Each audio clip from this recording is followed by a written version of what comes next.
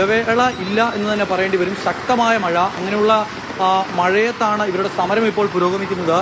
കുടചൂടി സമരം ചെയ്യുന്ന ആളുകൾ, കോട്ട് ഇട്ട് സമരം ചെയ്യുന്ന ആളുകൾ, അങ്ങനെയുള്ളവർ തുടരുകയാണ്. ഇന്നലെ ഇവർക്കിവിടെ നനയാതിരിക്കാനായി ഭക്ഷണം കഴിച്ചുകൊണ്ടിരുന്ന സമയത്തൊരു മഴയുണ്ടായി. ആ മഴയത്ത് നനയാതിരിക്കാൻ അവരൊരു ടർപ്പോളിന് വലിച്ചു കയറ്റി. പോലീസ് എത്തി, പക്ഷേ അത് അഴിച്ചു മാറ്റി അവർ മഴയത്തിരുന്നു. ഇന്നലെ ടർപ്പോളിൻ തലയിലിട്ട് ഇങ്ങനെ ഇരിക്കുകയായിരുന്നു. ഇന്നിപ്പോൾ രാവിലെ വീണ്ടും അത് കെട്ടാൻ അവർ ആലോചിച്ചു, പക്ഷേ അതിനും പോലീസ് സമ്മതിച്ചില്ല. ഈ സമയത്ത് നമുക്ക് കാണാൻ കഴിയുന്നുണ്ട് ഈ സമരപ്പന്തലിൻ്റെ പരിസരത്ത് അവർ ഇപ്പോഴും അവിടെ തുടരുകയാണ്. അല്പം മുമ്പ് സുരേഷ് ഗോപിയുടെ പ്രതികരണം കേട്ടിരുന്നു. സുരേഷ് ഗോപി ഇവിടേക്ക് എത്തി ഇവരോട് സംസാരിച്ച് മടങ്ങി. ഇവർക്ക് മഴ നനയാതിരിക്കാനുള്ള ഒരു സാഹചര്യം ഒരുക്കാമെന്ന് പറഞ്ഞാണ് അദ്ദേഹം മടങ്ങിയിരിക്കുന്നത്. ഇപ്പോൾ ഈ സമരക്കാർ തന്നെ ഉണ്ട്. ഇന്നലെ നിങ്ങളിവിടെ ഒരു ടർപ്പോളിൻ വലിച്ചു കെട്ടി ഇരിക്കാൻ നോക്കിയിട്ട് പോലും സമ്മതിച്ചില്ല അല്ലേ? അതുപോലും സമ്മതിച്ചിട്ടില്ല. അസുഖങ്ങളൊക്കെ ഉള്ളവരൊക്കെ ഉണ്ടായിരുന്നു ഇവിടെ കിടക്കുന്നതിലേ.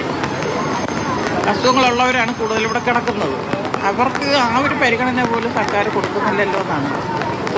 ഇന്നലെ ആ മഴയത്തായിട്ട് ആർപ്പോഴിച്ച് കെട്ടിയ ഒരു ശല്യമില്ല. ഞങ്ങളെ കൊണ്ട് ഒരു ഉപദ്രവം ഇല്ലാതെയാണ് ഞങ്ങൾ ഇത്രയും ദിവസം, ഇന്ന് 21ാമത്തെ ദിവസമാണ്, ഇത്രയും ദിവസമായിട്ട് എന്താണെന്നൊരു കാര്യം ഒന്ന് അന്വേഷിക്കാൻ പോലും ഈ സർക്കാരിന് ഒരു മാനസിക പരിഗണന മതി. അതാണ് മോത്തി ഇവർ പറയുന്നത്. ഒരു മാനുഷിക പരിഗണന നൽകണം. ഇങ്ങനെ ഒരു സമരം ഇവിടെ തുടരുമ്പോൾ ഈ വിഷയത്തിൽ എന്ത് ഇടപെടൽ ഇനി സർക്കാരിൻ്റെ ഭാഗത്തു നിന്നും ഉണ്ടാകും എന്നുള്ളതാണ് കണ്ടറിയേണ്ടത്. മഴ ഇങ്ങനെ തുടരുകയാണ്. മഴ തുടരുന്ന സമയത്ത് ഇവരുടെ ഭക്ഷണം കഴിക്കലടക്കം ഈ സെക്രട്ടേറിയറ്റിന് മുന്നിൽ തന്നെയാണ്. അതിപ്പോൾ ഇങ്ങനെ ഒരു സാഹചര്യത്തിൽ മഴ നിർത്താതെ നമുക്ക് ഊഹിക്കാവുന്നതേ ഉള്ളൂ. ഇത്രയധികം വനിതകൾ ഇത്രയേറെ ദിവസങ്ങളായി സമരം ചെയ്യുന്നു. അവരുടെ കിടപ്പും ഭക്ഷണവും ഒക്കെ അവിടെയാണ്.